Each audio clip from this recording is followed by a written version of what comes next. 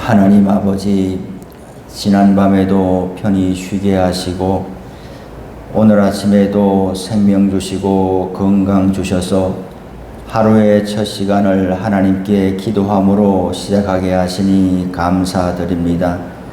또한 오늘은 제78주년 광복절 아침을 맞이하게 하시니 감사드립니다.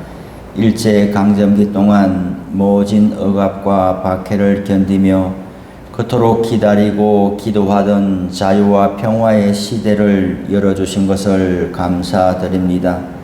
민족의 독립과 자유민주국가 건설을 위하여 피와 땀과 눈물을 아끼지 아니하고 쏟아부은 선조들을 일으켜 주심을 감사드립니다. 기독교 신앙의 양심과 열정이 구국의 결단으로 이어지게 하시고 마침내 해방의 기쁨을 주신 것을 감사드립니다. 그날의 감격 이후로 78년 동안 하나님께서 축복해 주셔서 세계 열강과 어깨를 나란히 할 만큼 부강한 나라가 되었지만 우리나라는 하나님께서 기뻐하시는 나라, 성경 중심의 기독교 가치관이 주요한 나라, 주의 복음이 편만하게 전파되고 그리스도 안에서 변화된 사람들이 누룩처럼 사회 각처에 스며드는 나라가 되고 있는지요. 이념과 진영 논리에 매몰되지 않게 하시고 물질과 소비에 영혼을 저당 잡히지 않게 하시며 예수 복음 안에서 참 자유와 평화를 누리는 나라가 되게 하옵소서. 대통령과 위정자들이 사리사욕을 버리고 국민을 위하는 정치를 펼치게 하옵소서. 정권의 유불리를 떠나서 후손들에게 미래를 열어주는 정책을 도모하게 하시고 다시는 종의 멍에를 매는 일이 없도록 나라를 다스리게 하옵소서. 하나님 아버지, 오늘도 우리 교회에 속한 성도님들을 영육간에 강건하게 하시고 삶의 자리마다 동행하여 주시기를 기도합니다. 말씀으로 하늘의 신령한 양식을 공급하여 주시고 주님의 뜻을 분별하고 깨닫는 기도의 시간이 되게 하옵소서. 우리의 완고한 본성이 부서지고 온유하고 유순한 마음을 덧입게 하옵소서. 우리의 기도가 영혼을 향하여 열리게 하시고 주님을 향한 온전한 신뢰를 배우게 하옵소서. 육신의 질병에서 벗어나기를 간구하는 성도들의 부르짖음을 들어주옵소서. 수술하고 회복을 기다리는 성도들이나 오랜 투병 생활로 지쳐가는 성도들을 감찰하사 긍휼을 베풀어 주옵소서. 대학 입학을 준비하는 수험생들, 취업을 준비하는 청년들에게 수고한 대로 결실을 보게 하시고 군문에 나가 있는 자녀들의 안전을 지켜 주옵소서. 의인을 시험하사 그 폐부와 심장을 보시는 주님께서 오늘도 다양한 사정을 아뢰는 성도들의 손을 붙잡아 주옵소서. 신라곤의 세상에서 실족하고 낙오하지 않게 하시고 주님의 사람으로 넉넉하게 살아내게 하옵소서. 일천번제와 감사 예물을 드린 손길을 기억하여 주시고 예물에 담아서 올리는 간절한 기도를 응답하여 주옵소서. 예수님의 이름으로 기도드립니다. 아멘. 오늘 성경 말씀은 예레미야 20장이 되겠습니다. 예레미야 20장 7절에서 18절까지 저 한 절씩 교독하시고 마지막 절은 모두 같이 읽겠습니다. 여호와여, 주께서 나를 권유하심으로 내가 그 권유를 받았사오며 주께서 나보다 강하사 이기셨으므로 내가 조롱거리가 되니 사람마다 종일토록 나를 조롱하나이다. 내가 말할 때마다 외치며 파멸과 멸망을 선포함으로 여호와의 말씀으로 말미암아 내가 종일토록 치욕과 모욕거리가 됨이니이다. 내가 다시는 여호와를 선포하지 아니하며 그의 이름으로 말하지 아니하리라 하면 나의 마음이 불붙는 것 같아서 골수에 사무치니 답답하여 견딜 수 없나이다. 나는 무리의 비방과 사방이 두려워함을 들었나이다.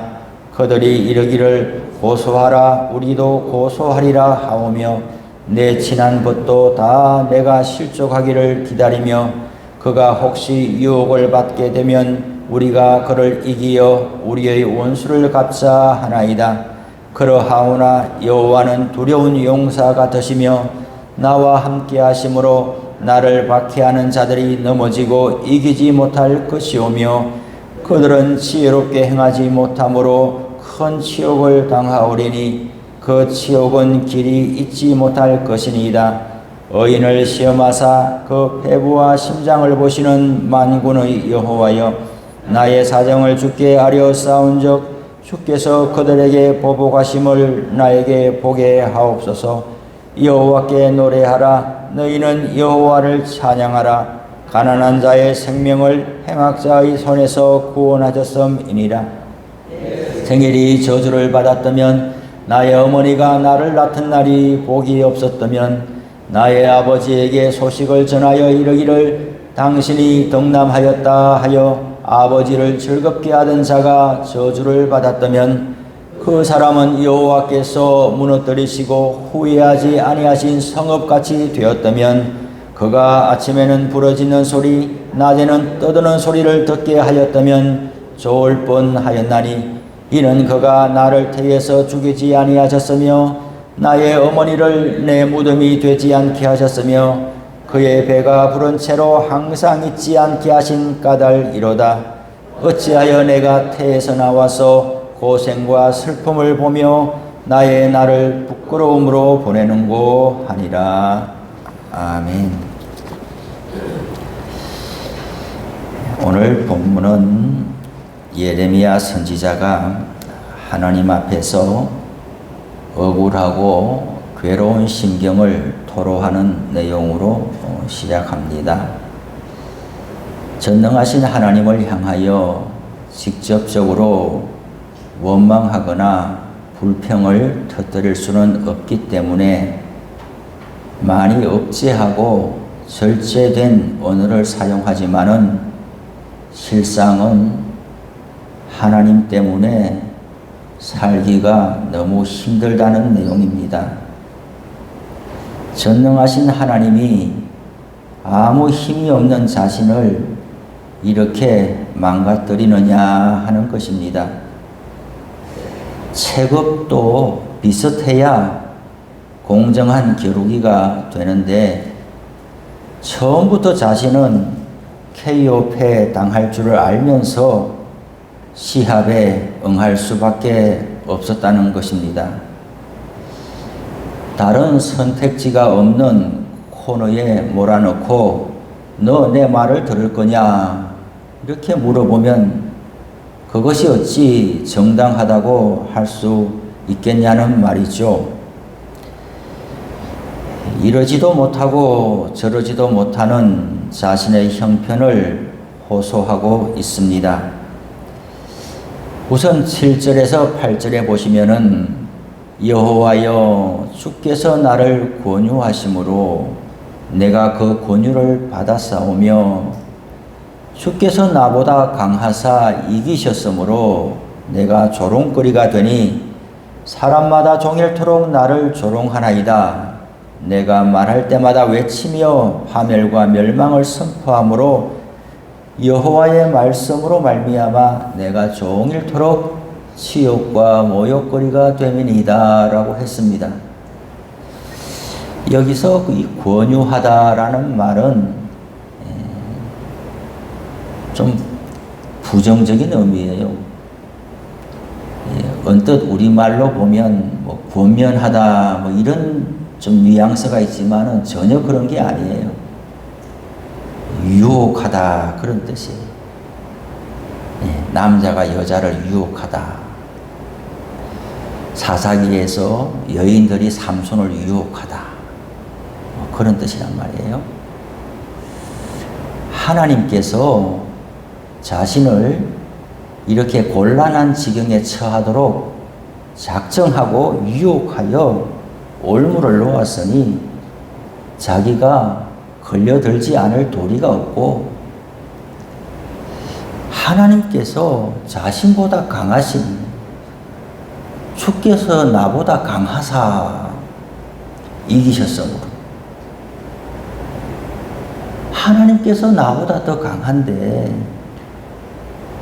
나를 이런 지경에 몰아넣으려고 작정하고 달려드니 자신은 힘없이 쓰러질 수밖에 없다는 것이에요. 그러니 자신이 종일토록 사람들에게 조롱을 당하는 처지가 된 것은 하나님 때문이라는 거예요. 왜 그렇습니까? 이 예레미야가 전하는 메시지는 온통 파멸과 멸망에 대한 것뿐이기 때문에 누가 좋아하겠냐는 거예요.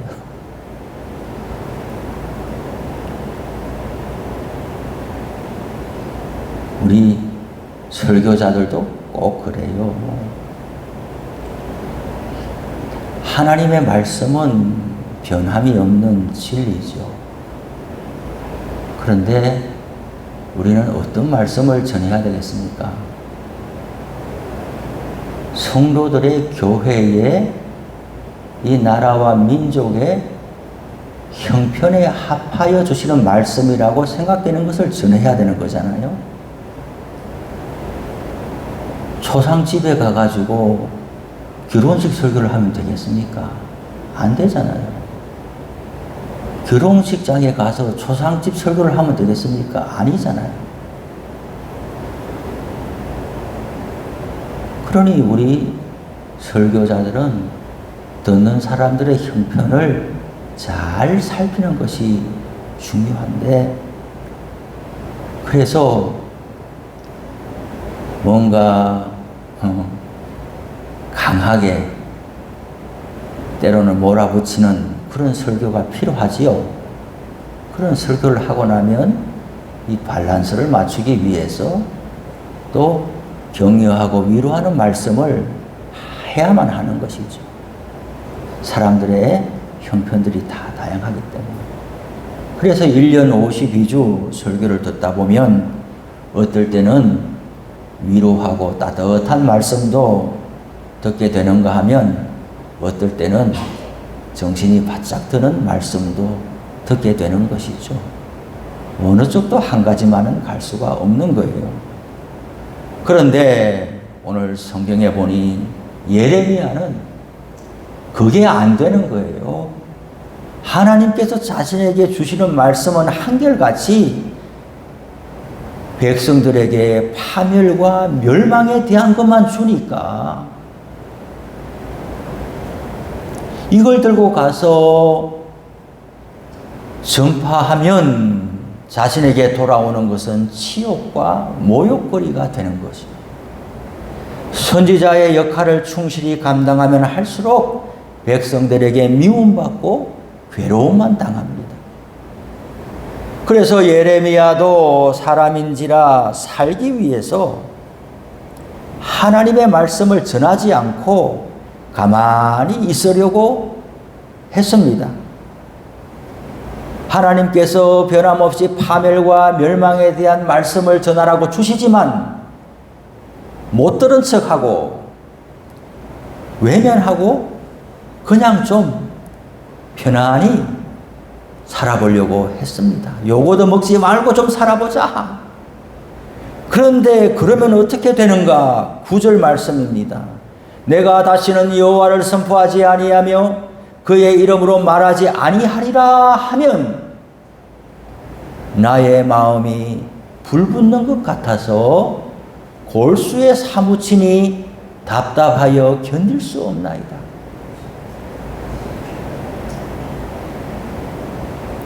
받은 말씀을 곧이곧대로 전하면 백성들로부터 종일토록 조롱당하고 치욕과 모욕거리가 되고 입을 다물고 좀 편하게 살고자 하면 그 받은 말씀이 자신의 심령을 격동시켜서 뼈가 마르도록 견딜 수 없게 만드니까 도대체 어떡하라냐?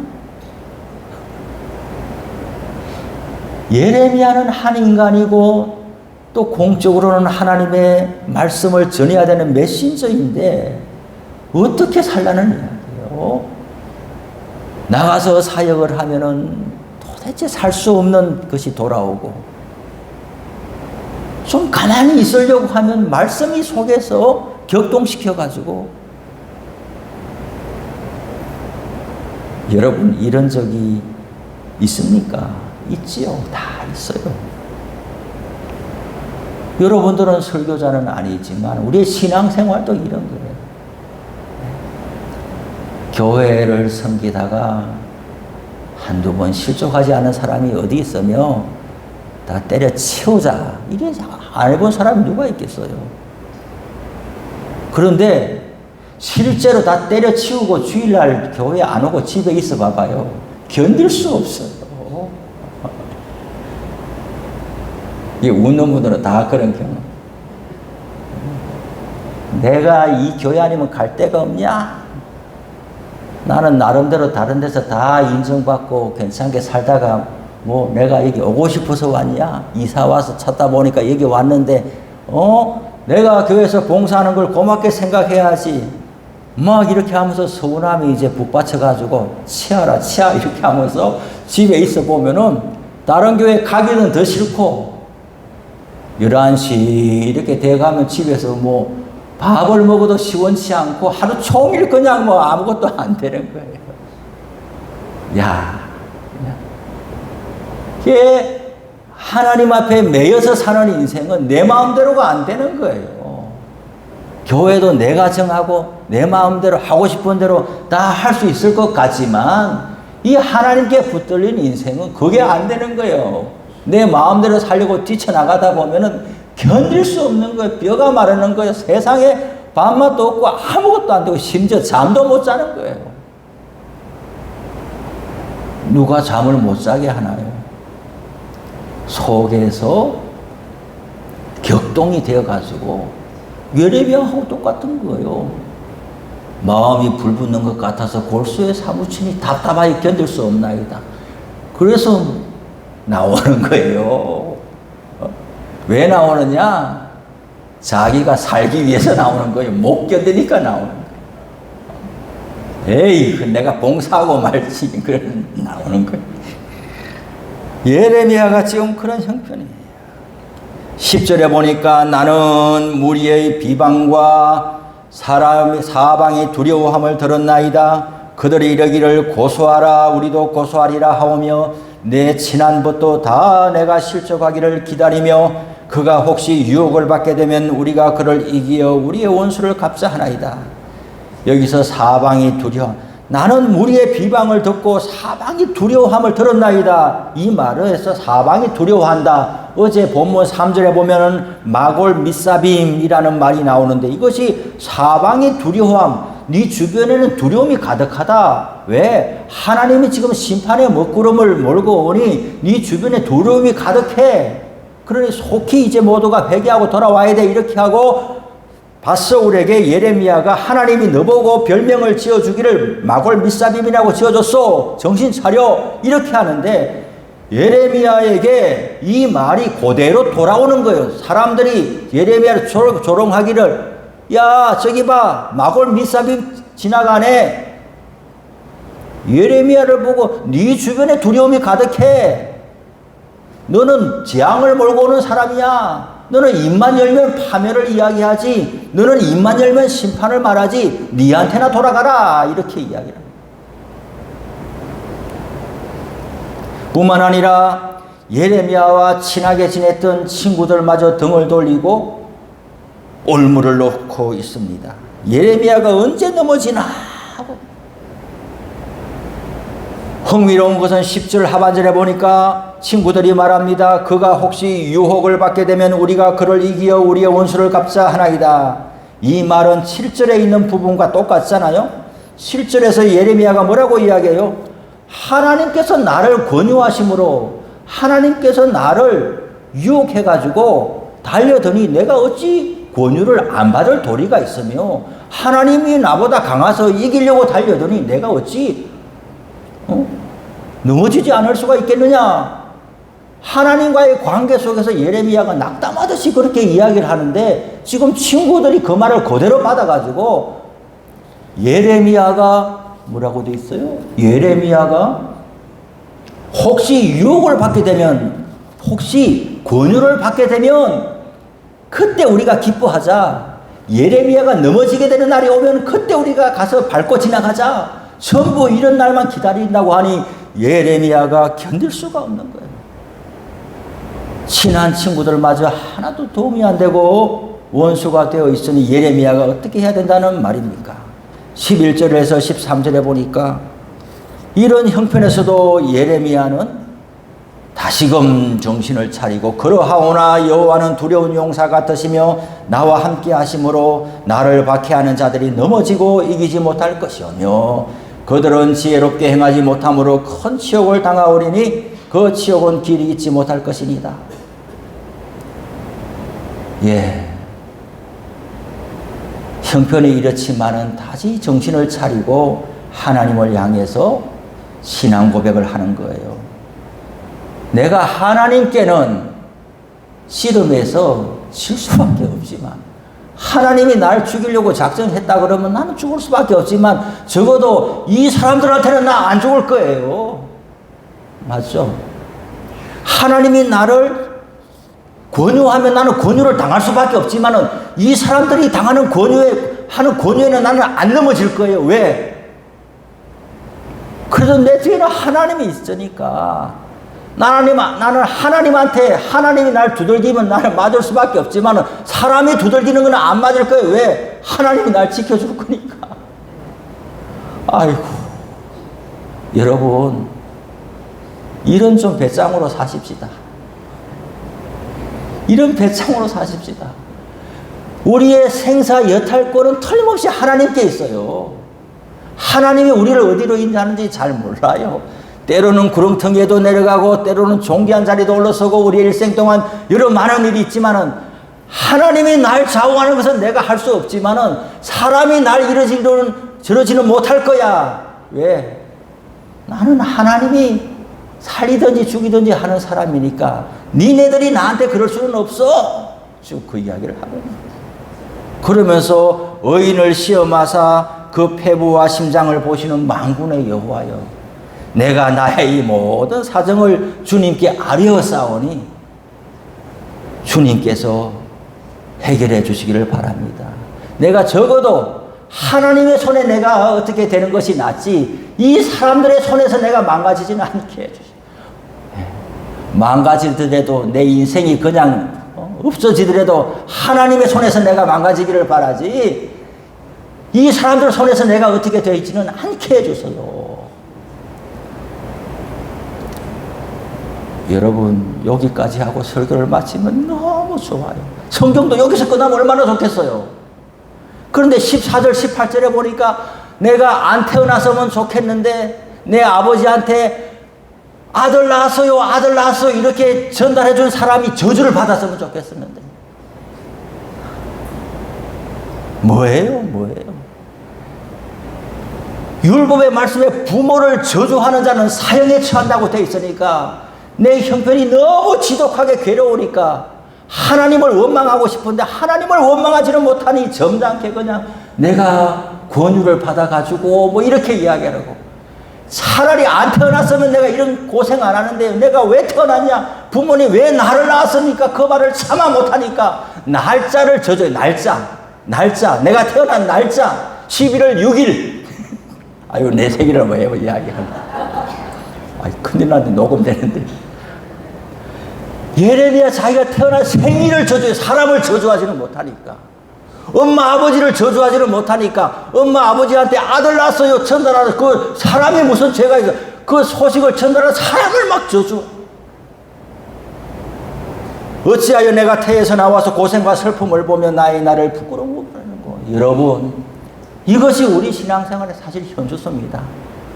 여러 가지 시험과 환난이 있어서 때로는 하나님 앞에 내가 이러다가 죽겠습니다. 나를 죽이려고 작정했습니까? 이런 기도를 하다가 정신을 차리고 하나님은 나의 구원자가 되시지요. 만군의 여호와지요. 정신을 차리고 기도하다가 또 돌아서면 내가 왜 태어났던가. 예, 그래요. 이것이 우리의 현주소입니다. 이토록 우리가 연약한 거예요. 그러나 하나님께서 우리의 뱉는 말 한마디 한마디로 다 갚아주시면 우리가 어찌 살겠습니까? 그러나 때로는 사명을 감당하다가 괴로운 일이 나서 뱉어내는 말도 하나님께서 너 힘들구나 들어주시는 것이고, 때로는 다른 사람을 위하여 흘리는 애통의 눈물도 하나님께서 갚아주십니다. 때로는 왜 나를 태어나겠습니까? 왜 나를 교회로 불렀습니까? 왜 나를 예수 믿겠습니까? 막 북받쳐가지고 하는 것도 하나님께서 우리의 중심을 불쌍히 여기십니다. 오늘 우리 가운데 기도하다가 지금 우리가 당한 형편이 견디지 못해가지고 때로는 부러지고 때로는 고함치고 저 사람이 왜 저러나 그러지 말기를 바랍니다. 내 기도 방해되게 왜 저러나 그러지 말기를 바랍니다. 예레미야와 같은 심정으로 주님 앞에 부르짖는 것이니 같이 기도를 보태주시고 같이 힘을 내서 중보해 주시기를 바랍니다. 우리들도 이것을 보고 에이구 선지자가 이럴 수 있나? 외식하는 기도보다는 차라리 낫습니다. 아닌 척하고 가면 쓰는 것보다는 100배 나아요. 하나님 앞에 진실한 기도와 신앙생활이 우리 가운데 있기를 바랍니다. 주기도문 하시겠습니다. 하늘에 계신 우리 아버지, 아버지의 이름을 거룩하게 하시며 아버지의 나라가 오게 하시며 아버지의 뜻이 하늘에서와 같이 땅에서도 이루어지게 하소서. 오늘 우리에게 일용할 양식을 주시고 우리가 우리에게 잘못한 사람을 용서하여 준 것 같이 우리 죄를 용서하여 주시고 우리를 시험에 빠지지 않게 하시고 악에서 구하소서. 나라와 권능과 영광이 영원히 아버지의 것입니다. 아멘.